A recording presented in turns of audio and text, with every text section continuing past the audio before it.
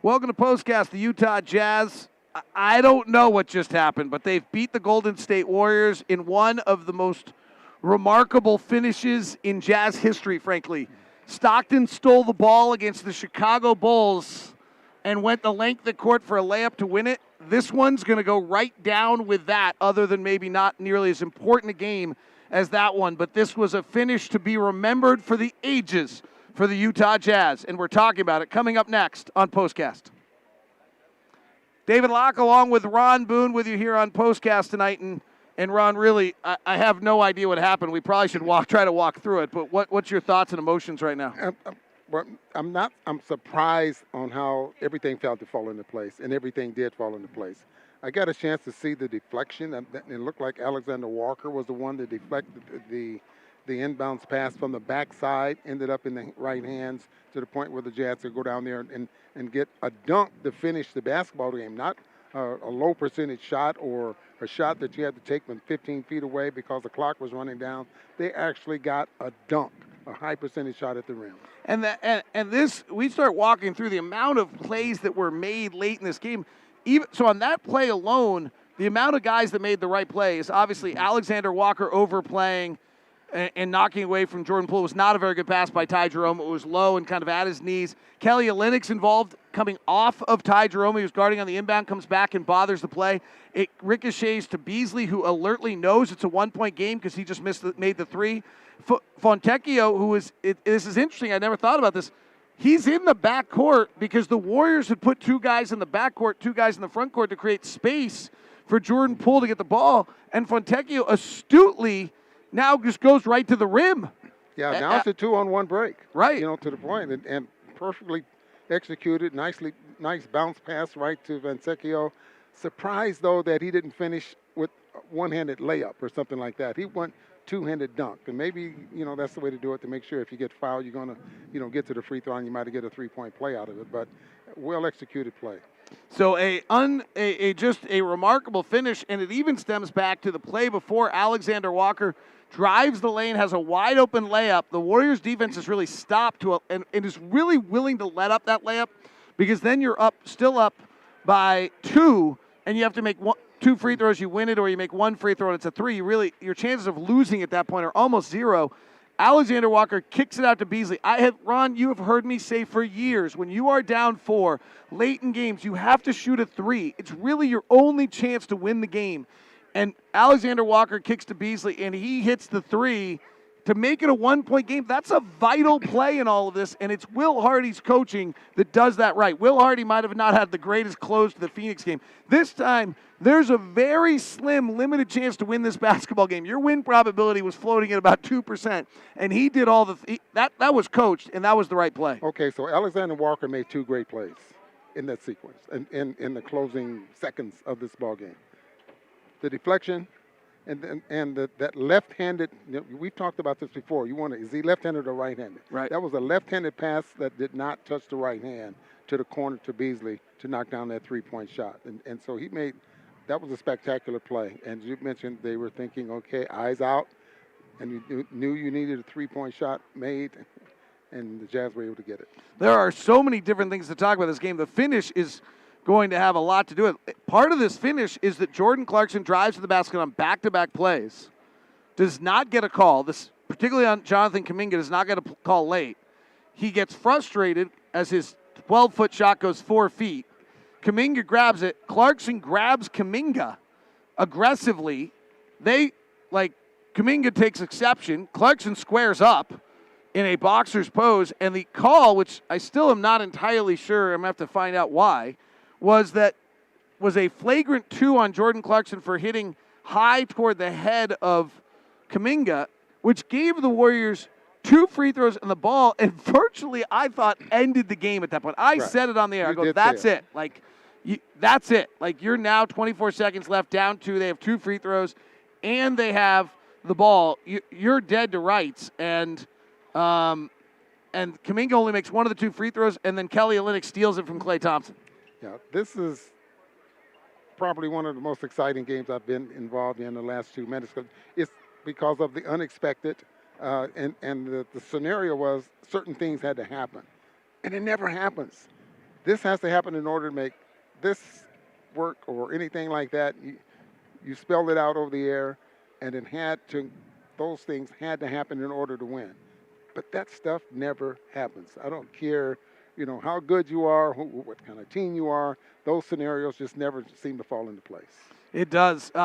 Forrest G., who's a regular contributor on our chat room, says that Coach Hardy said in the interviews that the refs explained that Clarkson swiped Kuminga across the face. He says he doesn't see it in replays. I really never got a good replay, so I'm at a pretty limited moment here to be able to comment on that. Did you see anything of that sort? I did not. So weird. Like, how could Mark Davis, who's called 174 playoff games and 18 NBA Finals games, like, I can't imagine he would make that up. Well, the lower body contact that was made by Kuminga's on Clarkson, if that would have been called, none of this would have happened. Well, so thank goodness it was called, because we got the craziest finish we've ever seen.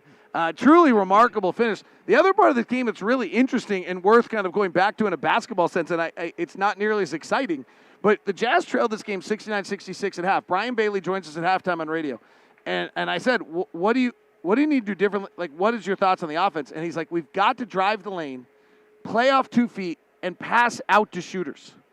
And I said, are the Warriors making it difficult to get there, or are they available? He said they are available. It was really short and sweet. And the Jazz came out off that coaching and hit 7 threes in the third quarter to take control of this game, 100-91, or at least seemingly, because then they lost control of the game. Right. But that adjustment is symbolic of what we've seen out of this team all year long. Yeah, outscoring 34-22 in that quarter, only to get outscored in the fourth quarter 32-24, but still end up winning the basketball game. The fourth quarter, the Jazz were not good down the clutch again. They had scored on before Fontecchio's dunk. The Jazz had scored on, I believe we said, 1 of 9 or 1 of 8 possessions before Beasley's 3. It was the Jazz had led this game 119, or had led the game with 117 to 112, and scored on 1 of their final 8 possessions, a Jordan Clarkson 5-foot jump shot, until Nickeil Alexander-Walker hits Malik Beasley a 3 with 7 seconds left, and then the madness happens with 4.3 seconds left where Poole loses the ball, and then Beasley finds Fontecchio for the dunk. But one thing you did miss, after the 3 was made. Yes. Beasley made the 3. Yes. What happened? A timeout by Golden State. Did Beasley do his... Oh, I don't think so, did he? Yes, he did. Oh.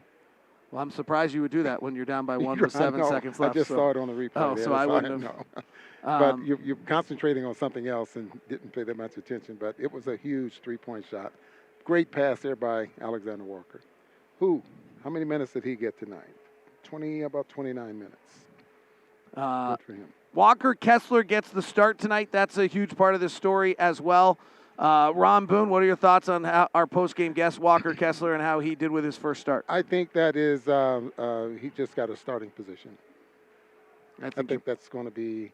That's not going to be after that performance tonight, that's not temporary? No, I don't think that's temporary. I think Will got enough out of him playing the floor that, those minutes are definitely there for him. Now, he gets 24 minutes. He was getting close to that, about 21 minutes, I think, coming off the bench. So maybe his time on the floor maybe doesn't change to the point where he's playing 28, 29, 30 minutes. But that starting role is probably his. Interesting. The Warriors ended up with 35 shots at the rim. They ended up with 20 of them in the second half. They only shoot 22 of 35 at the rim. Quick check on that is 63%. That's in the 27th percentile of all rim shooting. So that's probably some Walker Kessler. Klay Thompson was not very good tonight. Yeah. He has not been good in the clutch either, by the way. He was 0 of 5 in the fourth quarter. I believe he was 0 of 4 in the clutch tonight. So he is now 0 of 3 in the clutch. He's 4 of 20 this year in the clutch coming for the season. So that was not a great finish for Klay, and they were without Steph Curry and Andrew Wiggins. Jazz were without Lauri Markkanen. I thought it was interesting also around the balance of the Jazz tonight. They're without Lauri Markkanen, and they end up with, did they finish with, 7 or 8 players in double figures? They said 7 players. And then somebody had 8 or 9. Rudy Gay had 9. Yeah, Rudy Gay had 9. So Walker Kessler gets 5 block shots, and that ties the season high. So Walker Kessler's final line tonight: 10 points, 12 rebounds, an assist, 1 turnover, 5 blocks. He was even on the plus-minus. Boy, plus-minus tonight does not tell the story. Alexander Walker was outstanding. Alexander Walker comes into the game. It's 82-78 in the third quarter. He changes the game largely and gives the Jazz a 9-point advantage, 100-91. And Alexander Walker also has to finish the game because Colin Sexton goes out with a hamstring injury, then makes the big plays late. And he has the worst plus-minus of anyone tonight. So none of that seems to make any sense at all tonight. All right, it is probably time for our 2 stars. There's just so much to talk about, but I'll do it tomorrow on the program. On the regular program. Ron? I'm going to let you go first tonight. I'm going to go Simone Fontecchio, 18 points and the slam dunk to close the game. He gets one of my stars. Okay, then one of mine will definitely go to Beasley. The 3 on the other side. Does Nickeil Alexander Walker deserve any love here? Yeah. 7 rebounds, 4 assists. 5 blocks. 3 steals. The steal that makes the play, and Alexander Walker plays down the stretch as the point guard, which is the first time he's done that, and the first time we've won a clutch game since Mike Conley went out. Is there a bonus tonight or anything for, So if you were to give out 2 stars. If I was to get out a bonus. And what would be your bonus? What would be my bonus? Probably Alexander Walker. All right, and so you would go Beasley, Alexander Walker, and then Simone gets the bonus for the dunk to end it? Gotcha. All right, that is our 2 stars tonight. You can vote on YouTube as well. Thanks very much for tuning in. This has been POSTCAST. I'll be back with you for Locked on Jazz tomorrow, trying to digest all of it. I'll go rewatch, reanalyze, retalk, do all of it tonight. Talk to you soon. Maybe I'll just do a show at like 2 o'clock in the morning because I'll still be fired up. Who knows? Talk to you soon.